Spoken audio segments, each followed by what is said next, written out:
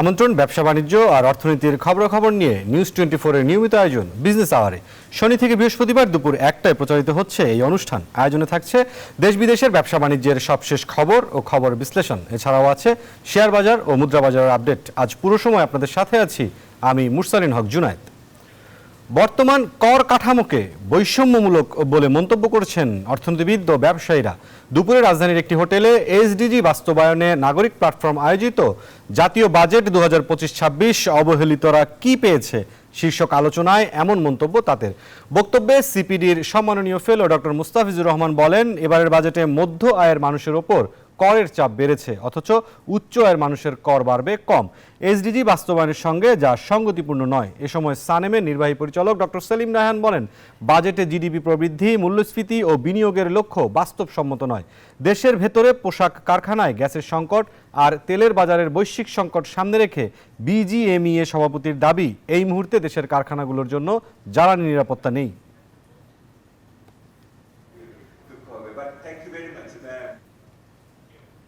Bank forensic audit শেষে আগামী অক্টোবরের মধ্যে একীভূত হতে পারে শরিয়া ভিত্তিক দুর্বল ব্যাংকগুলো। তবে এতে বিনিয়োগ ও শিল্প উদ্যোক্তাদের মাঝে বিরূপ প্রভাবের শঙ্কা এবং বেসরকারি খাতে প্রবৃদ্ধি থমকে যেতে পারে বলে মত অর্থনীতি বিশেষজ্ঞদের। তবে একটি ব্যাংক নিজেদের সক্ষমতায় ঘুরে দাঁড়ালে তাদেরকে একীভূত না করার বিষয়টি বাংলাদেশ ব্যাংক বিবেচনা করতে পারে বলে মত ব্যাংকারদের। আগামী 4 মাসের মধ্যেই শরিয়া ভিত্তিক ও দুর্বল ব্যাংকগুলোকে একীভূত করে নতুন একটি সরকারি ব্যাংক কার্যক্রম শুরু করবে। এর মধ্যে ফার্স্ট সিকিউরিটি ইসলামী, গ্লোবাল ইসলামী ইউনিয়ন ব্যাংকের বিতরণ করা ঋণের পরিমাণের শতকরা 90% উপর খেলাপি। তুলনামূলকভাবে ভালো অবস্থানে রয়েছে সোশ্যাল ইসলামী ব্যাংক ও এক্সিম ব্যাংক। আপাতপক্ষে দুর্বল ব্যাংকগুলোকে নিয়ে একটি সরকারি ব্যাংক তৈরি করা হবে। আর ব্যাংক একীভূতকরণের চলমান এই প্রক্রিয়া বাংলাদেশ ব্যাংকের আলাদা একটি বিভাগ তদারকি করবে বলে জানান গভর্নর। ইসলামী ব্যাংকগুলো নিয়ে আমরা প্রথম পর্যায়ে শুরু করব, পরবর্তীতে কিছু চলমান প্রক্রিয়া থাকবে। যদি ব্যাংকগুলো নিজেদেরকে ধ্বংসের পথে নিয়ে যায়, সেটাকে তার আগেই এটাকে করে নেওয়া, কন্ট্রোল নিয়ে সরকারিকরণের মাধ্যমে তাদেরকে একীভূত করা। একীভূতকরণে নিজেদের প্রস্তুতির কথাও জানায় সোশ্যাল ইসলামী ব্যাংক। তবে নিজেদের সক্ষমতায় ঘুরে দাঁড়াতে পারলে এবং ব্যাংকের ফরেনসিক অডিট রিপোর্ট সন্তোষজনক থাকলে সেই ব্যাংকে একীভূত না করার কথা বলেন ব্যাংক কর্মকর্তারা। অক্টোবরের মধ্যে 3 বা 4 মাসের মধ্যে এই প্রসেসটা ওনারা কমপ্লিট করে নতুন ব্যাংকের কার্যক্রম শুরু হবে। এটা বাংলাদেশ ব্যাংকের একটা টিম আর 5টা ব্যাংকের 5টা টিম মিলে এটা একটা লিগে ডে টু ডে অপারেশনটা যেন স্মুথলি রান করে, সেটার জন্য একটা টিম কাজ করবে, এইচআরে কাজ করবে, এখানে আরেকটা কাজ করবে আইটিতে। একটি ব্যাংক আশা ব্যক্ত করছে যে তারা নিজেরা আর সাহায্য না নিয়ে চলতে পারবে, তাদেরকে ছাড় দেওয়া যাবে কিনা সেটা একটা বিবেচনা হবে। কিন্তু এখন পর্যন্ত যেটা আছে 5টা ব্যাংক এই প্রোগ্রামের আওতায় আছে। তবে ব্যাংক একীভূতকরণে শিল্প খাতে বিরূপ প্রভাব পড়ার কথা জানান অর্থনীতিবিদরা। উদ্যোক্তাদের ভিতরেও একটা নেগেটিভ ইম্প্যাক্ট পড়ার সম্ভাবনা রয়েছে, কারণ তারা এই দুর্বল ব্যাংক ছেড়ে তারা কিন্তু এখন সবল ব্যাংকের দিকে যাচ্ছে। তাহলে দুর্বল ব্যাংক তো তাহলে তখন দুর্বলই থেকে যাবে, কর্মসংস্থান কমে যাবে এবং আপনার অর্থনীতিতে যে ঋণ প্রবাহ হচ্ছিল, প্রাইভেট সেক্টর ক্রেডিট গ্রোথ যেটা হচ্ছিল, সেই ঋণ প্রবাহ থমকে যাবে। আমানতকারীদের টাকাটা যাতে ফেরত পায় সেটার চেষ্টা থাকবে, সেগুলো সেফগার্ড কিছু রেখেই এটা করা হবে। আমানতকারীদের স্বার্থ রক্ষা করে সব সিদ্ধান্ত নেবে বাংলাদেশ ব্যাংক। এছাড়া একীভূতকরণে কারো চাকরি যাবে না বলেও ব্যাংকারদের আশ্বস্ত করেন গভর্নর। মিনা ফেরদাউস, নিউজ 24, ঢাকা। দর্শক, এবার আমাদের নিয়মিত আয়োজন সংবাদ বিশ্লেষণের পালা। আজকের বিষয় ব্যাংক একীভূতকরণে বেসরকারি খাতে প্রভাব। আমাদের সাথে আজ 2 জন অতিথি যুক্ত হবেন, আমরা তাদের সাথে একটু পরিচয় হয়ে নিতে চাই। ইউনিয়ন ব্যাংকের স্বতন্ত্র পরিচালক ও নির্বাহী কমিটির চেয়ারম্যান শেখ জাহিদুল ইসলাম এবং ব্যাংকিং খাত বিশ্লেষক জনাব মাজেদুল হক। আমরা দুজনকেই স্বাগত জানাতে চাই আজকের বিজনেস আওয়ারে। শুরু করতে চাচ্ছি জনাব মাজেদুল হক, আপনার মাধ্যমেই। আপনি প্রতিবেদনটি সম্পর্কে জানেন এবং আপনিও সেখানে একজন বক্তা হিসেবে ছিলেন। আপনি যে বিষয়টি বলছেন যে প্রভাবের বিষয়টি, আমরা প্রভাব নিয়ে কিছুটা পরে আলোচনা করতে চাই। শুরুতে আলোচনা করতে চাই, এই সপ্তাহেই একটি তথ্য দেওয়া হয়েছিল খেলাপি ঋণের। এখন দেশে বর্তমানে 1/4 ঋণই খেলাপি এবং বলা হচ্ছে যে নীতির যে দুর্বলতা রয়েছে সেটিকে আসলে কাজে লাগাচ্ছেন বৃহৎ যে ঋণ গ্রহীতা তারা। এই জায়গাটি আসলে কিভাবে ব্যাখ্যা করবেন দুর্বল ব্যাংকগুলোর প্রেক্ষিতে? জি জনাব মাজেদুল হক, বাংলাদেশে জনাব মাজেদুল হক, হ্যালো, একটি বক্তব্য চলছে, আমরা একটু সেটি দেখে নিতে চাই।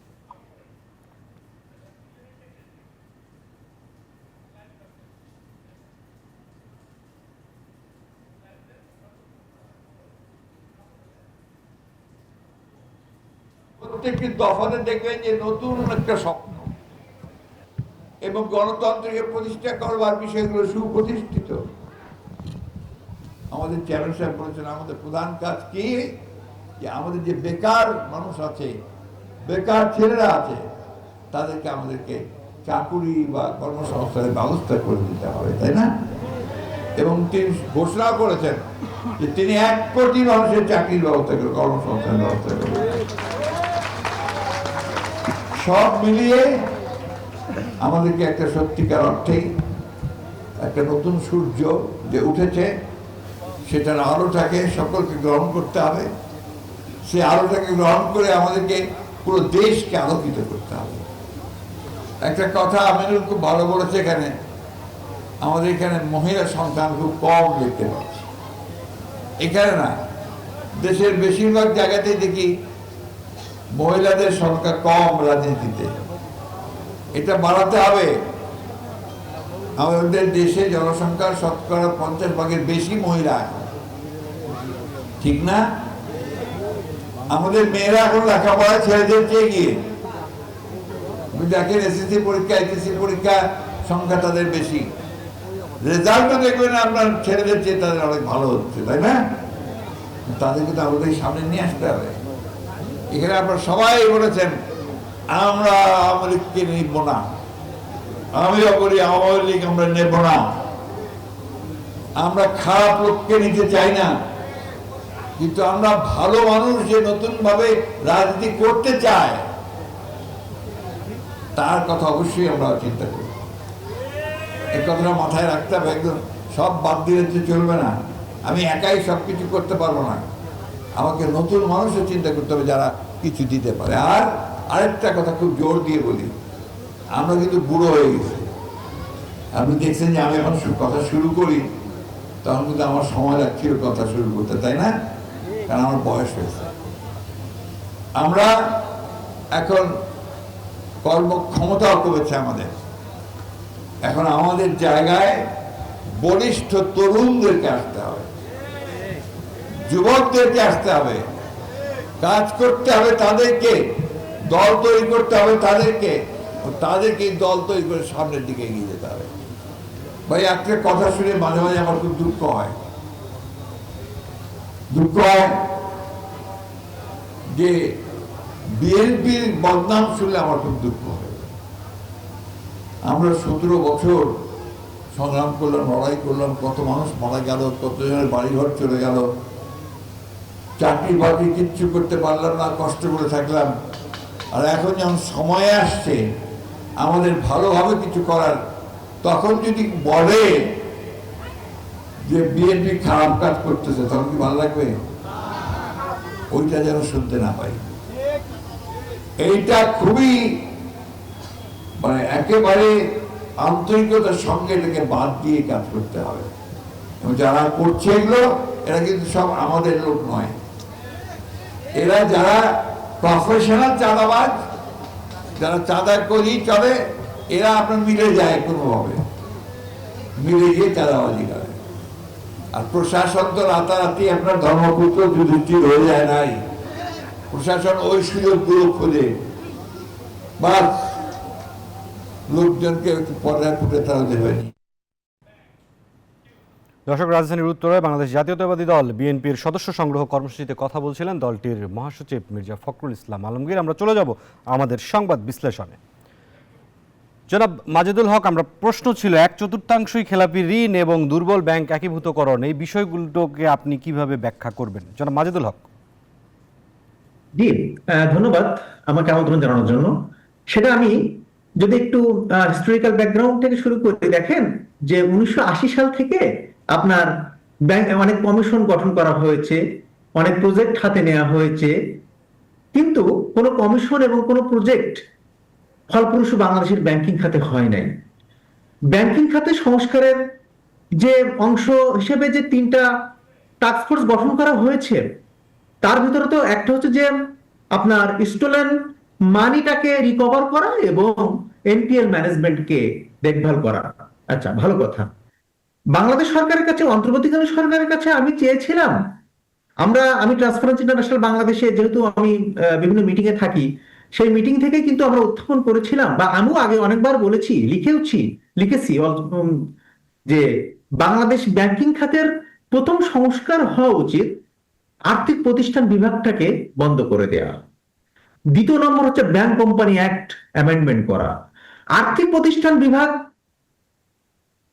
মানে সব রাজনৈতিক সরকার এই বিভাগটাকে কাজে লাগিয়ে ব্যাংকগুলোকে দুঃশাসনে পরিণত করেছে। এই আর্থিক প্রতিষ্ঠান বিভাগ কেন বন্ধ হচ্ছে না? এবং আর্থিক প্রতিষ্ঠান বিভাগ যেদিন থেকে শুরু হয়েছে বাংলাদেশের মাটিতে, সেদিন থেকে খেলাপিটি হু করে বেড়ে চলেছে। আজকে আপনার মানি ব্যাংকিং অ্যান্ড ক্রেডিট কমিশন গঠন করা হয়েছিল 1980 সালের মাঝামাঝিতে। এরপরে আপনার ফাইন্যান্সিয়াল সেক্টর রিফর্ম প্রজেক্ট নেওয়া হয়। এরপর হচ্ছে ব্যাংকিং কমিশন করা হয় 1996 সালের পরে। অনেকগুলো প্রজেক্ট হাতে নেওয়া হয়েছে এই দেশে, কোনো প্রজেক্ট কিন্তু সফলতার আলোর মুখ দেখে নাই। আজকে আমরা ব্যাংক একীভূতকরণের সিদ্ধান্ত গ্রহণ করেছি। আসলে গভর্নর বলেছে, রেগুলেটর বলছে এই দায়ভার তাদেরকে এই দায়ভার নিতে হবে। বাট 53 বছর স্বাধীনতা, 53 বছরে যেখানে কেন্দ্র ব্যাংকের স্বাধীনতা ছিল না, সেখানে বাণিজ্যিক ব্যাংকে কিভাবে সুশাসন নিশ্চিত থাকবে? এবং আর্থিক প্রতিষ্ঠান বিভাগ যখন চালু করা হলো, তখন বিশ্বব্যাংক বলেছিল যে এটা বাংলাদেশ ব্যাংকের স্বাধীনতা খর্ব করবে। সেটাই হয়েছে, এবং সেই ফলাফল আমরা আজকে ব্যাংকিং খাতে দেখতে পাচ্ছি, একীভূতকরণের সিদ্ধান্ত গ্রহণ করছি। কিন্তু এটা কি আসলে, এটা তো রাষ্ট্রই চেয়েছিল আজকে, তাই না? আপনি ব্যাংকিং একীভূতকরণ করবেন, কিন্তু এটার তো আমার প্রপার অ্যাসেসমেন্ট দরকার। বিশ্বব্যাংক কিন্তু বারবার বলছে যে ব্যাংক মার্জারের বিষয়ে কিন্তু আমার একদম প্রপার অ্যাসেসমেন্ট দরকার। কারণ হচ্ছে যে ব্যাংকগুলোর সাথে আপনার ক্রস বর্ডার ট্রানজাকশন জড়িত, এটার প্রভাব কি হবে, ইন্টারনাল ম্যানেজমেন্ট অ্যাসেসমেন্ট কি হবে, স্টাফিং লেভেল অ্যাসেসমেন্ট কি হবে। তাহলে আপনার অনেক সাইডে এটার অ্যাসেসমেন্ট দরকার। এটা ইট টেকস টাইম। এবং আমি আপনাকে বলি যে ব্যাংক একীভূতকরণের যে প্র্যাকটিস, সেটা উন্নত বিশ্বে আছে, এটা বাংলাদেশে হয়তো নতুন। বাংলাদেশে কিছুদিন আগে তো পদ্মা ব্যাংকের সাথে এক্সিম ব্যাংকের একীভূতকরণের প্রথম ধাপ উত্তীর্ণ হয়েছিল, কিন্তু সেটা কিন্তু সাকসেসফুলি ভাবে এক্সিকিউট হয় নাই। আবার দেখেন, শিল্প ঋণ সংস্থা ব্যাংক এবং বাংলাদেশ শিল্প ব্যাংক এবং শিল্প ঋণ সংস্থা, এটা দুটোকে এক করে বাংলাদেশ ডেভেলপমেন্ট ব্যাংক করা হয়েছে। পরবর্তীতে আবার কি করা হয়েছে, বাংলাদেশ ডেভেলপমেন্ট ব্যাংকটাকে সোনালী ব্যাংকের সাথে অ্যাড করার প্রচেষ্টা চালানো হয়েছে সরকারের। তাহলে আমরা কি আসলে সফল হয়েছে কিনা? সফল কিন্তু হয় নাই। কারণ হচ্ছে যে বাংলাদেশের আপনি ব্যাংক একীভূতকরণের জন্য ইকোনমিক ক্লাইমেট, বিজনেস ক্লাইমেট, এই ক্লাইমেট গুলো আমি যেটা বললাম, ইকোনমিক ক্লাইমেট এবং বিজনেস ক্লাইমেট, এটা ফেভারেবল আছে কিনা, অনুকূলে আছে কিনা, সেটা আপনাকে সিদ্ধান্ত নিতে হবে, চিন্তা করতে হবে। আমি আমেরিকাতে আমানতকারীরা কিন্তু প্রস্তুত আছে যে ব্যাংকগুলো মার্জার হবে সেখানে ডিপোজিট রাখা। বাট বাংলাদেশের ক্লাইমেটে আমানতকারীরা কিন্তু এটা প্রস্তুত নাই। বাংলাদেশের যে ক্লাইমেট, সেই ক্লাইমেট উদ্যোক্তারাও কিন্তু প্রস্তুত নয়। কারণ যে ব্যাংকগুলো, হক আমাদের আরেকজন অতিথি রয়েছেন, ইউনিয়ন ব্যাংকের স্বতন্ত্র পরিচালক এবং নিরীক্ষা কমিটির চেয়ারম্যান শেখ জাহিদুল ইসলাম। আপনার কাছে যেই প্রশ্নটি নিয়ে আসতে চাই, আপনি তো নিরীক্ষা কমিটির চেয়ারম্যান হিসেবে দায়িত্ব পালন করছেন, স্বতন্ত্র পরিচালকের দায়িত্ব পালন করছেন, আপনি একজন শিক্ষক ঢাকা বিশ্ববিদ্যালয়ের। আপনার দৃষ্টি আসলে কি বলে যে যে ঋণগুলো আসলে দেয়া হয়, সেগুলো বাংলাদেশের ব্যাংকিং খাতের তরফ থেকে কতখানি পরীক্ষা নিরীক্ষা আসলে করা হয়, যতটুকুই নীতি রয়েছে তার প্রেক্ষিতে? প্রথমত আপনাকে ধন্যবাদ জানাই আমাকে আমন্ত্রণ জানানোর জন্য। দ্বিতীয়ত হচ্ছে আমি একটু সংশোধন প্রত্যাশা রাখি, কারণটা হচ্ছে আমার নাম মূলত হচ্ছে শহীদুল জাহিদ। আমি ইউনিয়ন ব্যাংকের স্বতন্ত্র পরিচালক, বাট নিরীক্ষা কমিটির কেউ নই। নিরীক্ষা কমিটিতে আমি আসলে সংযুক্ত নই। আর আমি ঢাকা বিশ্ববিদ্যালয়ের শিক্ষক এবং bureau of business research Dhaka বিশ্ববিদ্যালয় এর চেয়ারম্যান হিসেবে দায়িত্ব পালন করছি। আপনি ক্ষমাসুন্দর দৃষ্টিতে দেখবেন। দ্বিতীয়ত যে প্রশ্নটি আপনি করলেন যে বাংলাদেশে যে খেলাপি ঋণ এর উচ্চ মাত্রা যেটা, এর পিছনে কারণ সমূহ আসলে কি কি। ইতিমধ্যে আপনাদের সাংবাদিক তো বটেই, দেশবাসী বিভিন্ন মাধ্যমে আমরা কিন্তু অবগত হয়েছি যে বাংলাদেশে খেলাপি ঋণের হার এটা তরতর করে শুধু বেড়েই যাচ্ছে।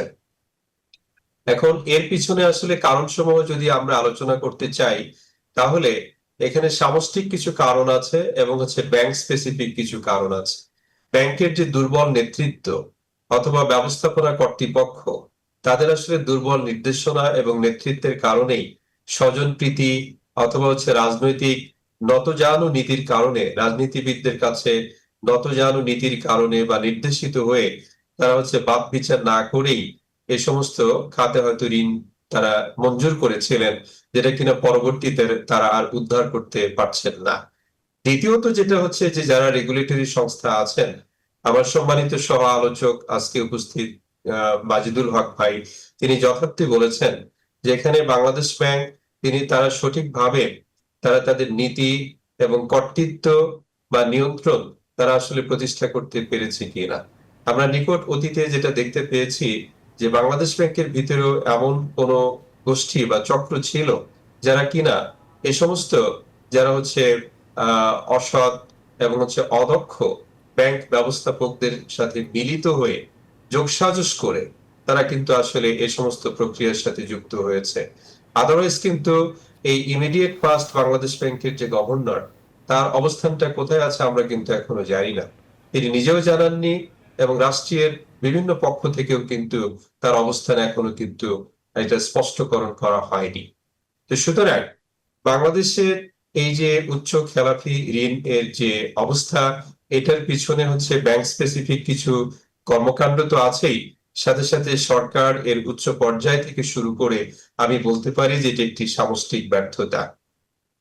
আরেকটা বিষয় নিয়ে আজকে আপনি যে অবতারণা করেছেন যে ব্যাংক যে মার্জ করতে যাচ্ছে, আপনাকে আপনার মাধ্যমে দেশবাসীকে বলতে চাই যে প্রক্রিয়ার মধ্য দিয়ে আসলে মার্জ বা একীভূতকরণের কথা বলা হচ্ছে, এটা আসলে মার্জার নয়। মার্জার বলতে সাধারণত আমরা যেটা বুঝি আমাদের একাডেমিতে যেটা আছে সেটা হচ্ছে যে যারা ঐচ্ছিকভাবে স্বতন্ত্রভাবে মানে স্বেচ্ছায় তারা একীভূত হবে এবং এই একীভূত হওয়ার পিছনে তাদের মুখ্য উদ্দেশ্য থাকবে যে মার্কেট রিস্ক বাড়ানো, মানে হচ্ছে মার্কেট শেয়ারটা বৃদ্ধি পাবে এবং হচ্ছে সিনার্জি বেনিফিট পাবে। দ্যাট মিনস মার্জার এর ফলে যে সমস্ত ব্যাংক মার্জ হবেন তাদের শেয়ারের দাম বেড়ে যাবে এবং হচ্ছে তারা জনগণের কাছে, ব্যাংকের ক্ষেত্রে আমানতকারীদের কাছে অথবা ঋণ বিতরণের যে মার্কেট আছে বলে সেখানে তাদের অবস্থানটা শক্তিশালী হবে।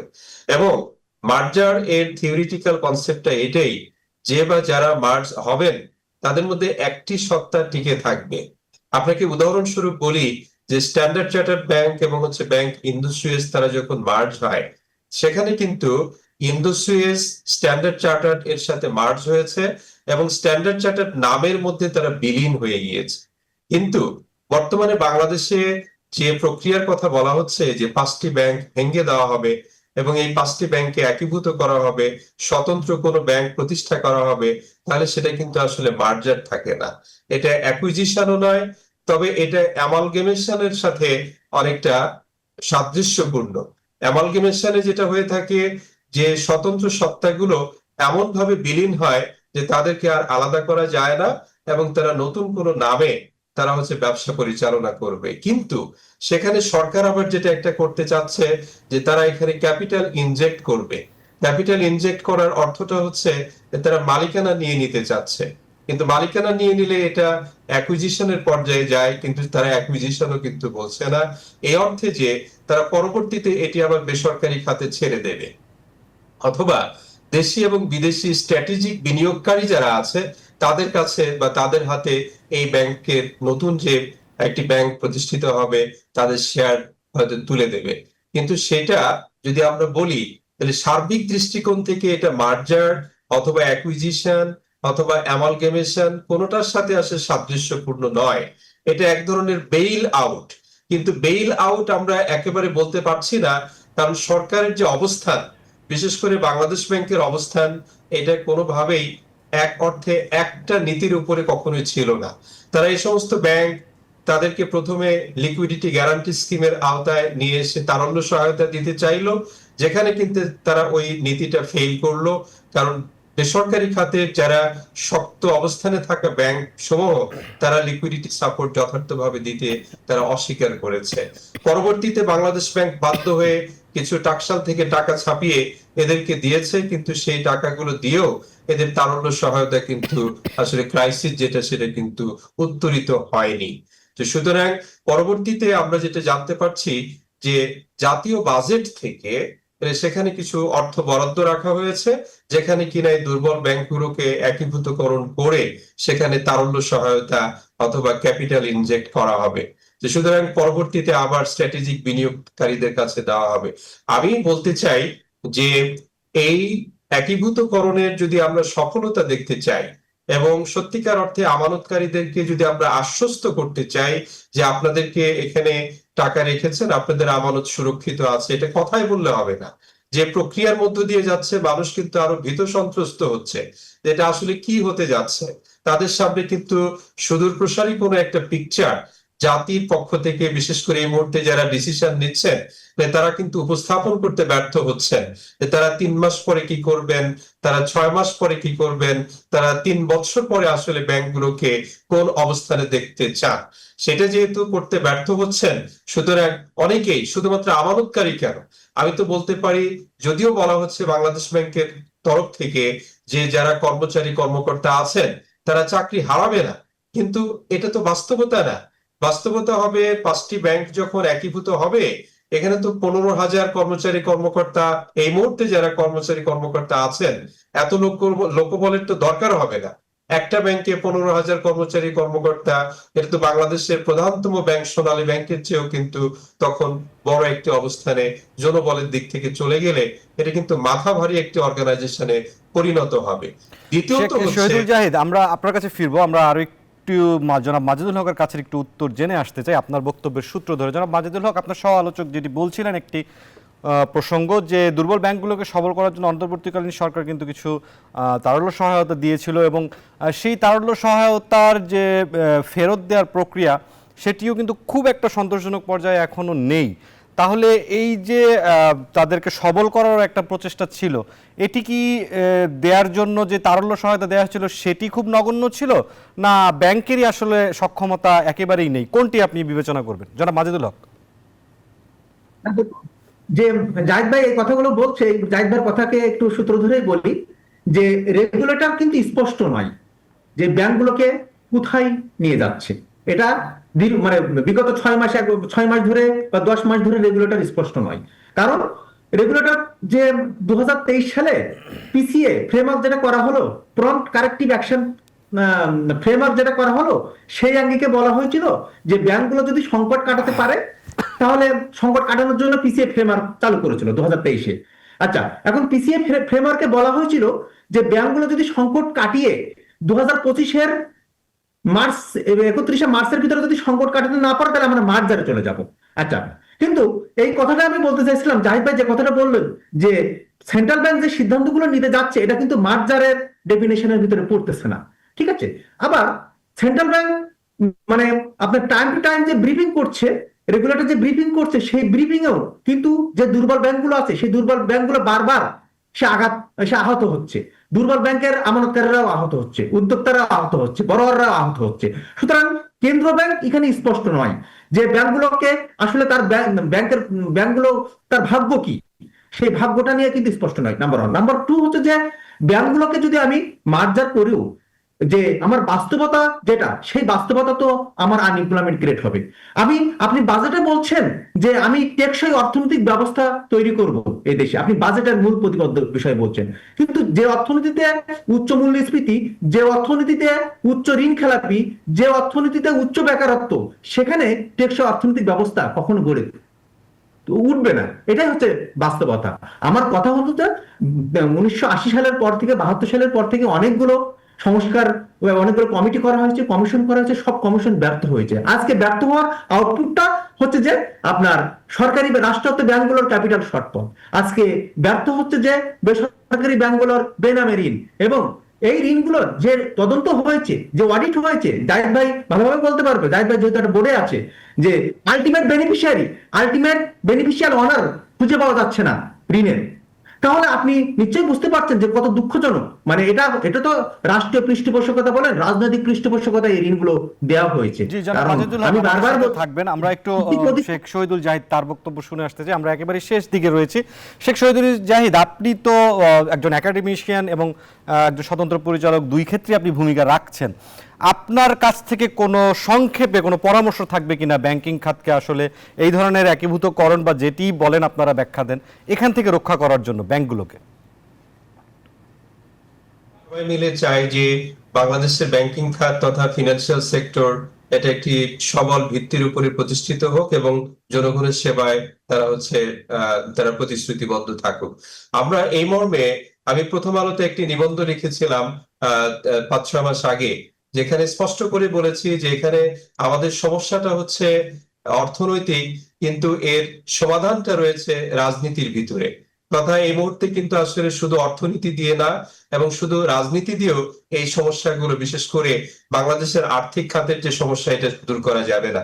এখানে রাজনৈতিক অর্থনীতির যে থিওরিগুলো আছে সেটা প্রয়োগ করলে এটা হয়তো এখানে লাঘব হওয়ার একটা সুযোগ আছে বলে আমরা মনে করি। এর অর্থটা হচ্ছে যারা মূলত এই ব্যাংক সমূহ থেকে সুবিধা নিয়েছেন, যারা ঋণ নিয়েছেন, যারা মালিক পক্ষ আছেন, তাদের সাথে সরকারের উচিত যে এক ধরনের একটা নেগোসিয়েশনে আসা। যে কথা কিন্তু আমরা হালে শুনতে পাচ্ছি যে সরকার হয়তো তাদের নেগোসিয়েট করতে পারে যে ব্যবসায়ী মহল যারা আছে, এই যারা ব্যবসায়ী মহল যারা এখান থেকে ঋণ নিয়েছে তারা কিন্তু নিজেরা লুকিয়ে আছে, হয় দেশে অথবা বিদেশে। যারা মালিক পক্ষ আছে তারা তাদের শেয়ার বাজেয়াপ্ত হয়ে যাচ্ছে, তাদের যে মালিকানাধীন ব্যাংকগুলো মার্জ করা হচ্ছে, অন্য ব্যাংকের সাথে গছিয়ে দেওয়া হচ্ছে, কিন্তু তারা কিন্তু রাগ করছে না, তারা তাদের অবস্থান জানান দিচ্ছে না। সুতরাং সরকারের পক্ষ থেকে এটাই যদি সবচেয়ে ভালো একটা উদ্যোগ হয়, তাদের সাথে একটা নেগোসিয়েশনে আসা যে তোমরা তোমাদের এই ব্যাংকগুলোকে কি করতে চাও, তোমরা এখান থেকে ঋণ নিয়েছো, তোমরা এখান থেকে ক্যাপিটাল ইনজেক্ট করেছো, তোমরা এখন এখানে নতুন করে টাকা সরবরাহ করো এবং এই ব্যাংকগুলোকে দাঁড় করাও। আমরা পাশে থেকে রেগুলেশন গত যে সহায়তা দরকার, নীতি সহায়তা দরকার, সেগুলো দেব এবং রাজনৈতিক অস্থিরতা, সামাজিক অস্থিরতা দূরীকরণে সরকার ভূমিকা রাখুক। কিন্তু আর্থিক সেক্টরের যে নীতি সহায়তাগুলো, সেগুলো ব্যাংকের যারা মালিক পক্ষ এবং যারা বড়োয়ার এবং যারা আমানতকারী, তাদেরকে সাথে নিয়ে সরকারের একটি সমন্বিত প্রচেষ্টা, যেটাকে আমরা বলি রাজনৈতিক অর্থনীতি, সেই প্রচেষ্টার মধ্য দিয়ে সরকার এখনো চাইলে যেতে পারে এবং জনগণের আস্থা বৃদ্ধিতে হয়তো সহায়ক ভূমিকা পালন করবে বলে আমরা প্রত্যাশা ব্যক্ত করছি। ধন্যবাদ আপনাকে। শহীদুল জাহিদ এবং জনাব মাজেদুল হক, আপনাদের দুজনকে অসংখ্য ধন্যবাদ আজকের বিজনেস আওয়ারে যুক্ত হওয়ার জন্য।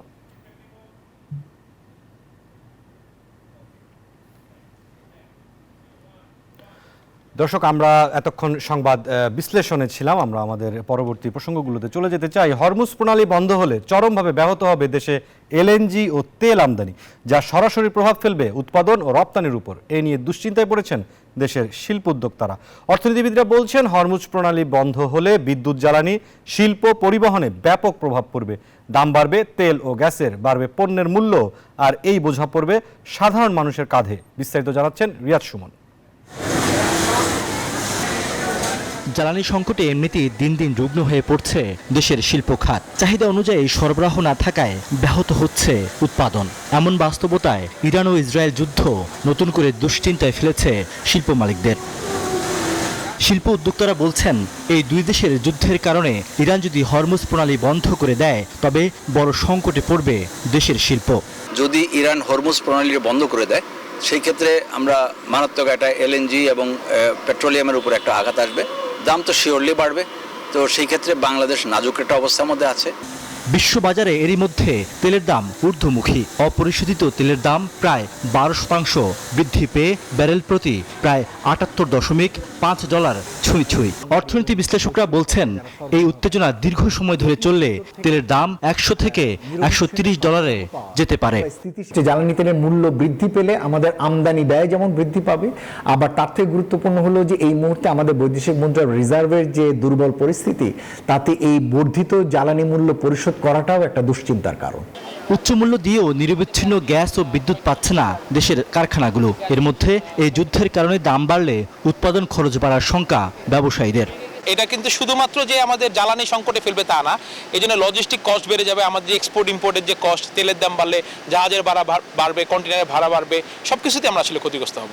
ইরান ইসরায়েল যুদ্ধের কারণে অলরেডি জ্বালানি তেলের দাম বেড়ে গেছে, আরও বাড়ছে, আগামীতে আরও বাড়ার সম্ভাবনা, এবং এটা আমাদের শিল্পের জন্য আরও হুমকি হয়ে দাঁড়িয়েছে। পেট্রোবাংলার তথ্য বলছে, বাংলাদেশের সাথে কাতারের 15 বছর এবং ওমানের 10 বছরের এলএনজি আমদানির চুক্তি রয়েছে। এসব এলএনজি কার্গোর অধিকাংশই হরমুজ প্রণালী হয়ে আসে। আর বিপিসির তথ্য বলছে, দেশে বছরে জ্বালানি তেলের চাহিদা প্রায় 65 লাখ মেট্রিক টন। বর্তমানে মজুত রয়েছে 45 দিনের জ্বালানি তেল। এমন বাস্তবতায় হরমুজ প্রণালী বন্ধ হলে বিকল্প পথে জ্বালানি তেল আনার চেষ্টা করা হবে বলে জানান বিপিসি চেয়ারম্যান। একেবারে যদি শতভাগ বন্ধ হয়ে যায়, আমাদের দুবাইয়ের কিন্তু আরেকটা বন্দর নিচের দিকে আছে, প্রণালীকে অ্যাভয়েড করে আসার সুযোগ আছে। সো আমরা ওদের সাথে যোগাযোগ রাখছি, ওরা আমাদের জানিয়েছে যে এরকম কোনো সম্ভাবনা নাই, বন্ধ হবে না। বিশ্ববাজার বিবেচনায় স্বয়ংক্রিয় পদ্ধতিতে দেশের তেলের দাম বাড়ার কথাও জানান BPC chairman. Riyad Sumon, news 24, Dhaka.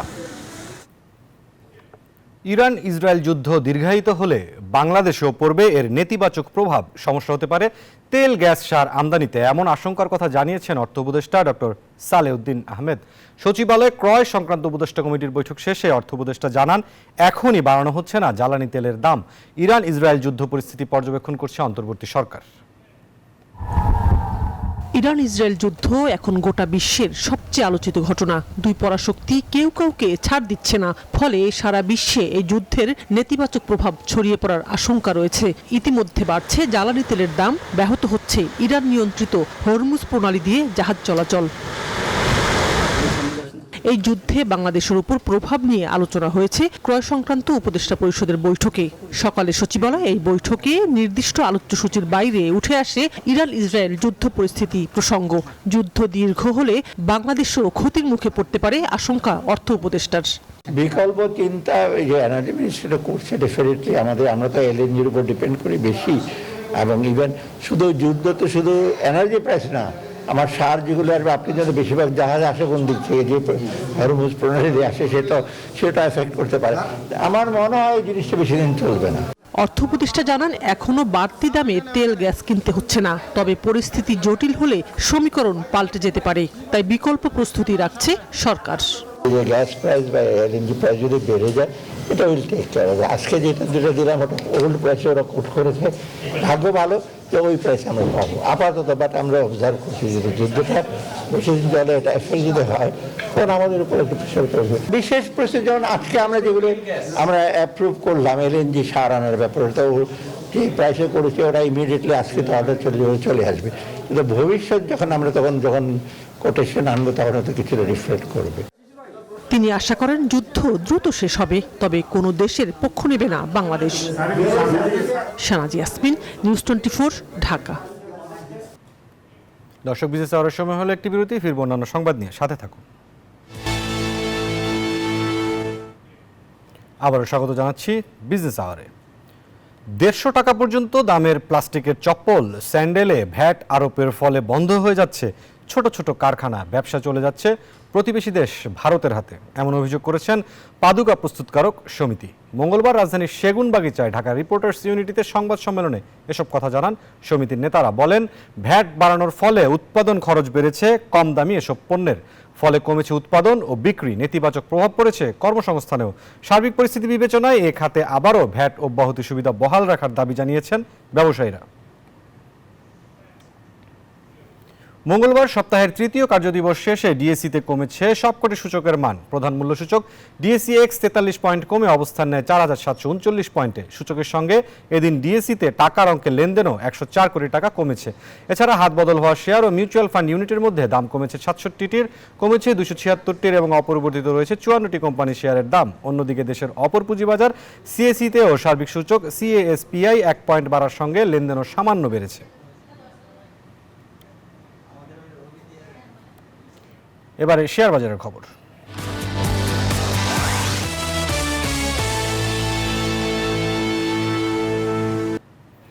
দর্শক, প্রতিদিনের মতোই আমরা ঢাকা স্টক এক্সচেঞ্জের ওয়েবসাইটের মাধ্যমে জেনে নিতে চাই এই মুহূর্তে পুঁজিবাজারের পরিস্থিতি।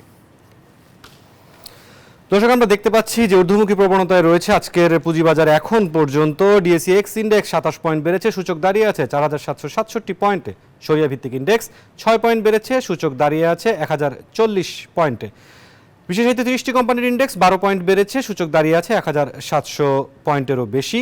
এখন পর্যন্ত 227 কোটি টাকা লেনদেন হয়েছে। মিউচুয়াল ফান্ড এবং হাত বদল হওয়া শেয়ার ইউনিটের মধ্যে 217টি কোম্পানি শেয়ারের দাম বেড়েছে, 68টি কোম্পানি শেয়ারের দাম কমেছে এবং অপরিবর্তিত রয়েছে 89টি কোম্পানির শেয়ারের দাম। আমরা একটু বিদেশি মুদ্রার বিনিময় মূল্য জেনে নিতে চাই। বিদেশি মুদ্রার বিনিময় মূল্যের দিকে তাকালে দেখা যাচ্ছে মার্কিন ডলার 122 টাকায় কিনে বিক্রি হচ্ছে 123 টাকায়, ইউরো 131 টাকায় কিনে বিক্রি হচ্ছে 137 টাকায়, 152 টাকায় কেনা যাচ্ছে পাউন্ড, বিক্রি হচ্ছে 157 টাকায়। চীনা ইউয়ান 15 টাকা 50 পয়সায় কিনে বিক্রি হচ্ছে 17 টাকা 30 পয়সায়। সৌদি রিয়াল 30 টাকায় কিনে বিক্রি হচ্ছে 32 টাকা 40 পয়সায়। ভারতীয় রুপি কেনা যাচ্ছে 1 টাকা 38 পয়সায়। স্বর্ণের দরদামে তাকালে 22 ক্যারেটের স্বর্ণ সবচেয়ে ভালো, স্বর্ণ 1,74,528 টাকা প্রতি ভরি। 21 ক্যারেটের স্বর্ণ প্রতি ভরি 1,66,597 টাকা প্রতি ভরি। 18 ক্যারেটের স্বর্ণ প্রতি ভরি 1,42,802 টাকা এবং সনাতন স্বর্ণের প্রতি ভরি 1,18,168 টাকা। রূপার দরদাম জেনে নিব। রূপার দরদামে তাকালে দেখা যাচ্ছে 22 ক্যারেটের রূপা সবচেয়ে ভালো রূপা প্রতি ভরি 2,811 টাকা, 21 ক্যারেটের রূপা প্রতি ভরি 2,683 টাকা, 18 ক্যারেটের রূপা প্রতি ভরি 2,298 টাকা এবং সনাতন রূপা প্রতি ভরি 1,726 টাকা। দর্শক, এই ছিল আমার কাছে পুঁজিবাজার বিদেশি মুদ্রার বিনিময় মূল্য, স্বর্ণ রূপার সবশেষ আপডেট। আবারও স্বাগত বিজনেস আওয়ারে। 2025-26 অর্থ বছরের বাজেটে পানি, স্যানিটেশন ও হাইজিন খাতে বরাদ্দ কমেছে প্রায় 11%। এবার এ খাতে বরাদ্দ রাখা হয়েছে 9,845 কোটি টাকা, যা গত বছরের তুলনায় 1,189 কোটি টাকা কম, যা দেশের সার্বিক অগ্রগতি এবং নাগরিকদের মৌলিক অধিকার রক্ষায় বড় চ্যালেঞ্জ হয়ে দাঁড়িয়েছে, এমনটাই মনে করছে power and participation research centre PPRC. বিশুদ্ধ পানির প্রাপ্যতা মানবাধিকারের অংশ, অথচ দেশীয় ও আন্তর্জাতিক বিভিন্ন গবেষণা বলছে বিশ্বের সবচেয়ে বেশি আর্সেনিক দূষণ আক্রান্ত মানুষের বসবাস বাংলাদেশে। এছাড়া দেশের 41% সাধারণ মানুষ এখনো নিরাপদ পানি এবং 61% নাগরিক নিরাপদ স্যানিটেশন সুবিধা থেকে বঞ্চিত। সমস্যার পেছনে অপর্যাপ্ত বাজেট বরাদ্দ অন্যতম বড় কারণ। আসছে 2025-26 অর্থ বছরের বাজেটে পানি, স্যানিটেশন ও হাইজিন খাতে বরাদ্দ দেওয়া হয়েছে 9,845 কোটি টাকা, যা চলতি অর্থ বছরের তুলনায় প্রায় 1100 কোটি টাকা কম। মঙ্গলবার সকালে এক প্রেস ব্রিফিংয়ে এই বিষয়ে উদ্বেগ প্রকাশ করে পিপিআরসি। সংস্থাটির নির্বাহী চেয়ারম্যান ডক্টর হোসেন জিলুর রহমান বলেন, জলবায়ু পরিবর্তনের বিরূপ প্রভাব মোকাবেলায় এই খাতে বরাদ্দ বাড়ানো জরুরি ছিল। আগের বছরের তুলনায় এমনি তো ডাউনওয়ার্ড ডিক্লাইন বলছি, কিন্তু এটা ছোটখাটো ডিক্লাইন না, এটা কিন্তু সিগনিফিকেন্ট ডিক্লাইন। বরাদ্দ কমানোয় গ্রামীণ ও ঝুঁকিপূর্ণ এলাকায় বিশুদ্ধ পানি ও স্যানিটেশন সেবা নিশ্চিত করা আরো কঠিন হবে বলে মনে করেন পিপিআরসি প্রধান। বাট কিছু পারসিস্টেন্ট চ্যালেঞ্জও আছে, এইবারও আমরা সেটা দেখতে পাচ্ছি। একটা তো আমরা দেখি এডিপিতে ওয়াশে কত দেয়া হলো প্রথম সূচক, তারপরে দেখতে হবে যে ওটার মধ্যে বিন্যাসটা কেমন, মানে এই অ্যালোকেশন যেটা দেওয়া হয়েছে কমে গেছে একটু, এটা কে পাচ্ছে, কোন সংস্থাগুলো পাচ্ছে। বিশেষজ্ঞরা বলছেন এসডিজি লক্ষ্য অর্জন ও স্বাস্থ্য ঝুঁকি মোকাবেলায় ওয়াশ খাতে আরো বিনিয়োগ প্রয়োজন। মানে কিছু দীর্ঘমেয়াদী চ্যালেঞ্জের। মরিয়ম আজিজ মৌরিন, নিউজ 24, ঢাকা। দর্শক, এবারে জনপদে শিল্প ও বাণিজ্যের খবর।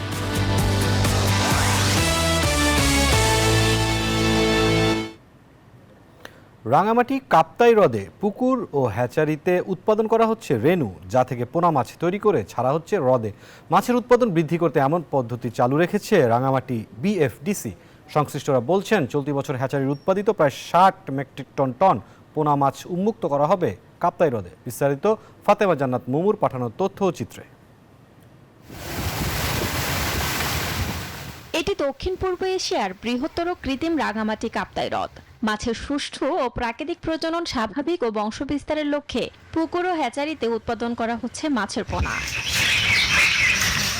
রাঙামাটি বিএফডিসির পরিচালিত মেরিসাচের এই হ্যাচারিতে প্রতি বছর উৎপাদন করা হয় প্রায় 70 কেজি রেণু। 1 কেজি রেণু থেকে প্রায় 1,40,000 পোনা মাছ উৎপাদন করা সম্ভব।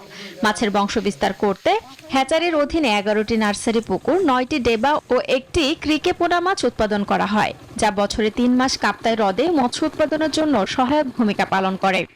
হাউজে দেওয়া হয়, দেওয়ার পরে আমরা পুনরায় আমরা এইগুলোকে ফাঁসে হাউজে রাখা হয়, যত্ন সহকারে লালন পালন করা হয়। নার্সারিতে পরে 1 বছর রাখার পরে বাচ্চা যখন সাইজে এসে যায় তখন আমরা লেখা আপেল লিখি ও মুক্ত দেখি। হালদা নদী এবং কাপ্তাই হ্রদের মামার সাথে আমরা এই মামাগুলোকে হ্যাচারিতে এনে আমরা সংযুক্ত প্রজনন প্রক্রিয়ায় আমাদের হেটিং এর কাজগুলো সম্পন্ন করে থাকি। হ্যাচারিতে রেণু উৎপাদন স্বাভাবিক থাকলেও পুকুর স্বল্পতার কারণে পোনা মাছ উৎপাদন বাধাগ্রস্ত হচ্ছে। আমাদের লক্ষ্যমাত্রা 100 মেট্রিক টনের এটা করার জন্য আমরা এলাকা বিভিন্ন ধরনের পুকুর, এটা জেলা প্রশাসন বা অন্যান্য বিভিন্ন ব্যক্তিগত পর্যায়েও আমরা বিভিন্ন পুকুরের চেষ্টা চালিয়ে যাচ্ছি, যাতে করে আমরা এই পুকুর পেলে এবং আমরা এই আমাদের উৎপাদন যে লক্ষ্যমাত্রা সেই লক্ষ্যমাত্রা আমরা রিচ করতে পারবো। কাপ্তাই হ্রদে মাছের সুষ্ঠু প্রজনন ও বংশবিস্তার স্বাভাবিক রাখতে হ্যাচারিগুলো আরো আধুনিকায়নের পাশাপাশি পুকুর সংখ্যা বৃদ্ধি করা এখন সময়ের দাবি বলছেন সংশ্লিষ্টরা। শান্তা ইসলাম, ডেস্ক রিপোর্ট, নিউজ 24। এবারে বিশ্ব বাণিজ্যের খবর।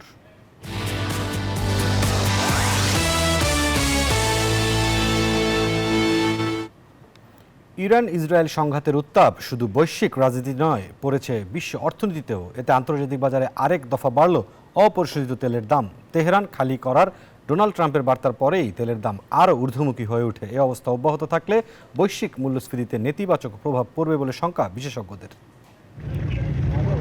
সংঘাতের আগুনে জ্বলছে ইরান ইসরায়েল, আর এই সংঘাত যেখানে হচ্ছে সেটি বিশ্বের অন্যতম প্রধান তেল ও গ্যাস উৎপাদনকারী অঞ্চল। ফলে এই সংঘাত আরও ছড়িয়ে পড়ার শঙ্কায় বিশ্ব অর্থনীতিতে তৈরি হচ্ছে অস্থিরতা।